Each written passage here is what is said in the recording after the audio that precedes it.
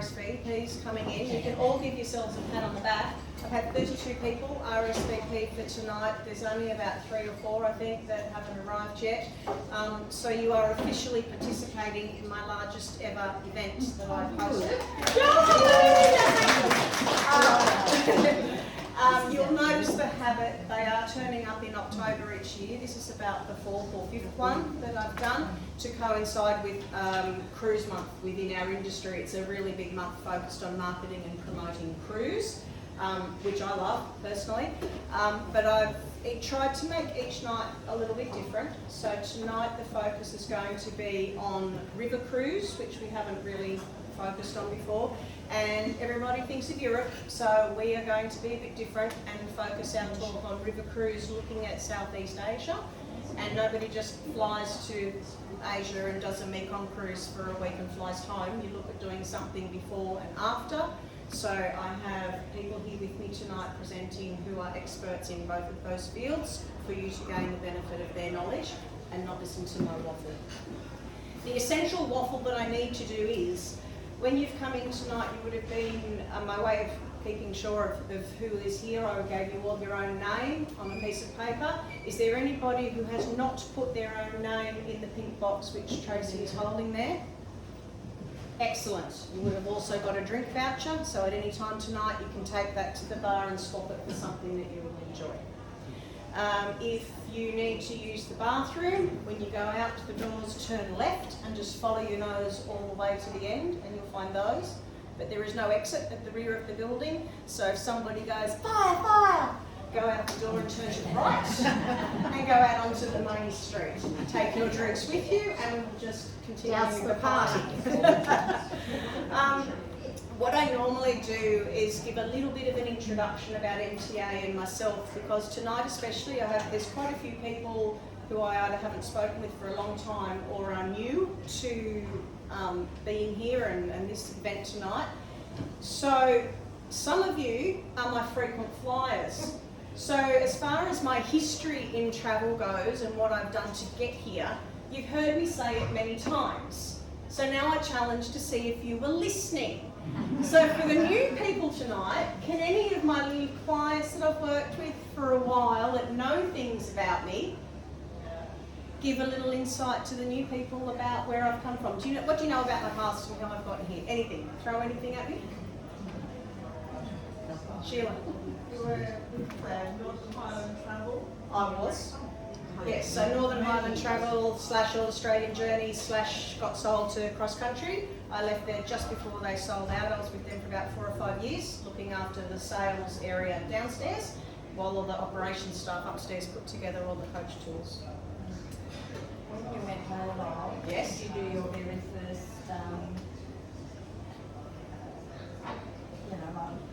tonight at the Branson Golf Club.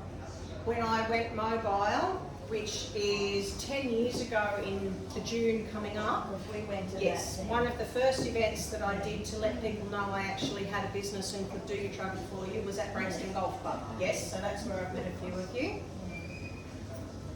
Right, the short version of this, oh no, you're not allowed to answer your family, you know all the secrets. The short version of events went that I got a science degree at Newcastle Uni, which let me go overseas and start travelling and earn some good money in London instead of earning £2 an hour pulling pints in pubs. So I went and I worked in some labs in Harley Street that served the private hospitals in that part of London. London opened the door to agencies who placed you internationally, so then I went and worked in a pathology lab in Saudi Arabia for 1.5 years, which was, there's like a whole evening and lots of wine of those stories to talk about.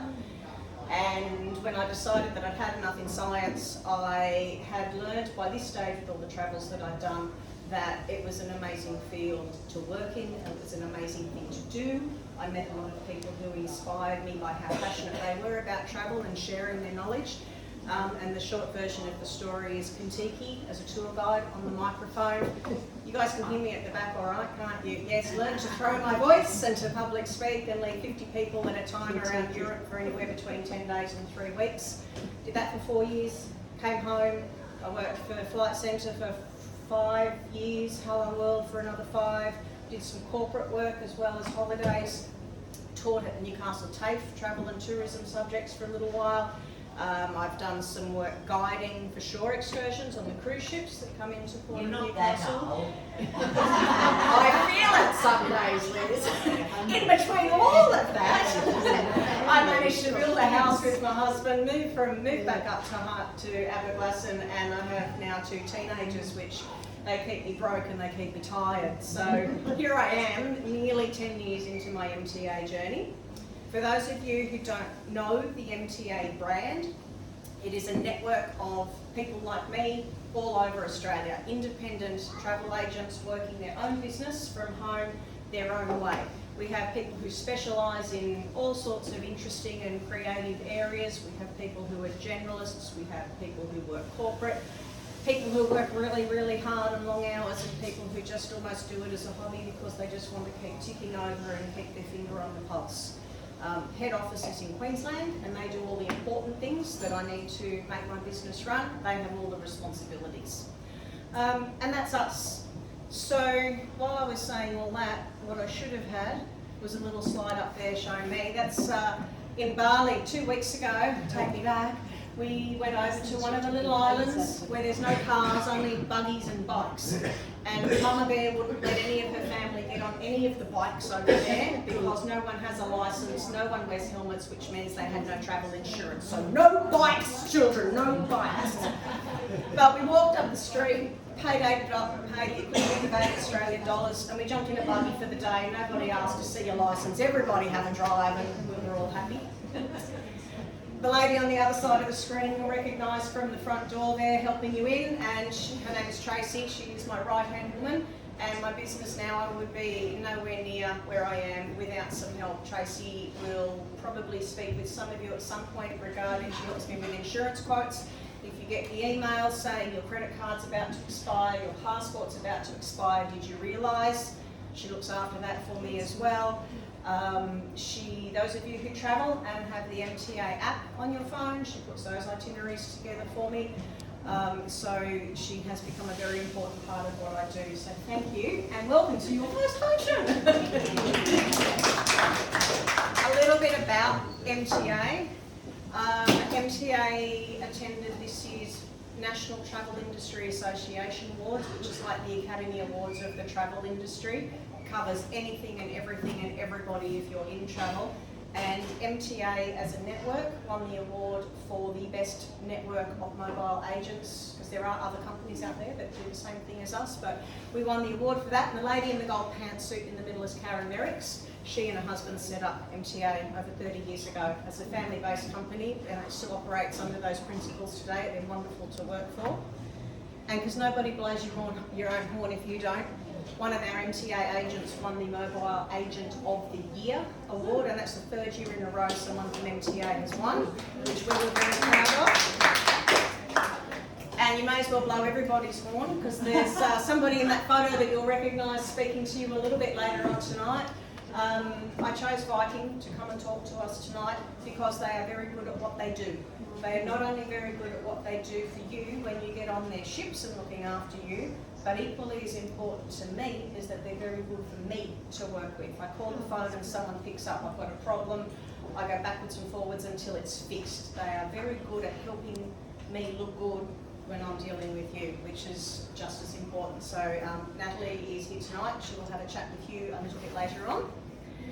And because we like to have a room full of award winners, Ali, you didn't know I had this photo, did you? No, Ali is here tonight representing Wide Eyed Tours, and at our conference in Adelaide a couple of months ago, all of the MTA agents around Australia were asked to vote on who their favourite wholesalers and suppliers were to deal with. So again, that's what do they, I'll call, the word product is not very friendly, but it's what it is. What product do they give us to sell to you, and how good is it? Plus, how good are they for us to work with, and how well do they look after us and look after you? And Wide Eyed, I think you were like hands down winner by a country mile in the vote on that one. Now, a presentation wouldn't be a presentation without statistics, but I keep them very, very short and simple. Luxury cruising. Everybody's idea of luxury is different. For some people, it's a white glove waiter serving you. For some people, my idea of luxury, for example, is very simple. I walk out of my room and it's, as it's been, we've slept in for the night, but when I come back after lunch, my bed's are made, my bathroom is clean, and I don't have to cook for anyone. And you can put me almost anywhere where those things happen, and that's luxury, which is why I love cruises, and I talk about cruise holidays so much, because that's what it gives to me. For some people, luxury is time. For some people, it is service, having time on your hands to relax. For some people, it's the service. For some people, they're very focused on amenities and the look and feel of a place. So between 2010 and where we are now in 2024, 25, 300% increase in people looking for a luxury option for their holidays. Now there's different levels of luxury. They're not all necessarily ultra high, but people are looking to improve the quality of how they're spending their holidays. That does cost a little bit because you get what you pay for in travel. It's like any other thing. But I thought that was interesting, especially post-COVID. People now, they want to spend their money and they want to see results for it. They want to be treated well, eat well, dine well, drink well, be educated sometimes. The luxury cruise lines, especially some of their focus is on enrichment, on destination lectures. It's not just the production show and the cabaret at the end of the night, it's about learning about where you are. So all these little things add up. 82% of people who have taken any sort of a cruise at all say they will cruise again, and of every international traveller, 1 in 3 trips involves a cruise of some sort. And I'm not going to tell you why we like a river cruise, I'm not going to read all of that, but there's a few things that jump to mind. You unpack once and you are floating from city to city, so you do not get seasick, you do not have traffic jams due to motorway accidents. You can retreat to your room anytime you like to get away from people, or you can go to the lounge and have a drink with them anytime you feel like it. On a river cruise, you very rarely have more than 200 people on the vessel, and that's a big one.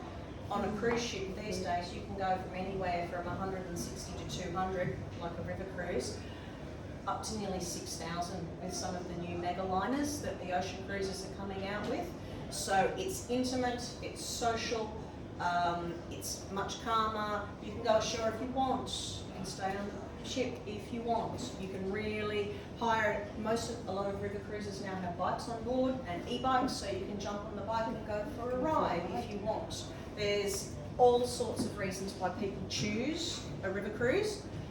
Not quite so, who was it I'm going to say it might have been the year before last, we came here and I threw a slide up with every ocean cruise line and company that I could think of. I put up all the logos and there would have been at least 40 of them up there, and that wasn't even the lot. River cruises, you tend to have a more limited choice of companies flying the rivers, and the differences between most of them aren't screamingly obvious. Like if we're talking about ocean cruises, I can have 500 or 600 people upon a floating country club, sedate, beautiful cruise around the Med. I could have 6,500 people on a ship with go-karts and water slides and flow riders and production shows. Like there's a real contrast right across the range. The ships are all of a similar size because the river's only so wide and all of the ships have to fit through the same blocks. The design of that ship can be very different with how they work their floor plans. But the cabin sizes are similar till you start to talk about balconies. Is it a French balcony? Is it a real balcony that runs the length of the room? Or is it like a dog leg where your balcony is half an outdoor balcony and then half into the room? So the differences are subtle across the river cruises, but still important. Ladies on the, actually no, you're okay. You guys can find somewhere else to sit, thank you. When I'm finished waffling on, you're going to be able to wander up and grab some refreshments. So the differences are subtle, but they can be very important. And Natalie will be talking about how they do things the Viking way and why we like why I personally think that their river cruises are very good. Inclusions are similar, but there's enough differences that you need to know which companies you're looking at before you make a choice. One of the important ones is grandfather rights. If you're not expecting it in the summertime, you can pull up to a port in Europe And you might be on the river cruise vessel that pulls up right on the port, you go down the gangplank and off, and there you go. But if your schedule, you happen to be number 4 or 5 in line, pulling into that town for the day, the ships all line up from the dock, they all line up beside each other. So if you're on ship number 5, you get to walk, they all line up with their atriums in a line. So you're on the 5th ship and you get to walk through and see what every other ship looks like as you walk across them all before you get to the port. So there's a few reasons like that. Not all of the river ships have lifts on board. So whereas I love an ocean cruise for people with mobility issues, scooters, wheelchairs, easy as. River cruising can be a bit more challenging, but not impossible, and that's another one of the differences that you really need to be looking at between the lines as to, even within a company, different ships in their fleet, some may have a lift and some may not. So there is a lot to be involved in making your decisions on who to choose your cruise with. Decor is very different. People have different styles. So top left is a cruise cabin on a line called Armour Waterways. They are a European family-owned business. The colours are quite plain. That room's quite small. The colours are a little on the dark side, but they're quite pleasant enough. The next one on your right is a cabin on Tauck. Tauck are the only ones that I know of that have a little loft in some of the rooms. So the room might be down low, but then the loft gives you a living area elevated away from the bedroom, so it's kind of like a little apartment. This one is a suite, so not all of the rooms are the same size. You still don't have choices of different price points and different categories of cabins, just like on an ocean ship. But most certainly, you look at the Armour one, which is a room. You look at the suite, which has got a living area as well and the big windows. Obviously there's a price point difference, but there's also a comfort difference as well. And then I always like to point out something to do with UniWorld. UniWorld cabins are unique. They stick out like a sore thumb in no matter what brochure you look at. But every cabin, stateroom on every ship is slightly different. They are very themed towards the regions that you're cruising in. So if you want to be sleeping in a room that looks just like the one that Marie Antoinette would have slept in, you can go UniWorld. If you want your dining room to look like a Parisian cafe with the checked tablecloths and the lights hanging, and you can choose UniWorld, and that is not for everybody, but the people that love it, love it. Beds are made by the same company as make the beds for the royal family in the UK. All the artworks are original, they are floating galleries. They're magnificent, but they're not everybody's style. So there is a style choice between the companies that you choose to cruise on as well. The invitations that went out for tonight, I had a lot of thought about the title of it.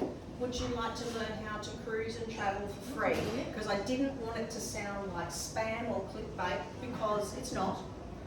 But I'm not going to tell you yet, because during one of the presentations, there is going to be a little section on actually how to do this, and then we'll talk about it more at the end.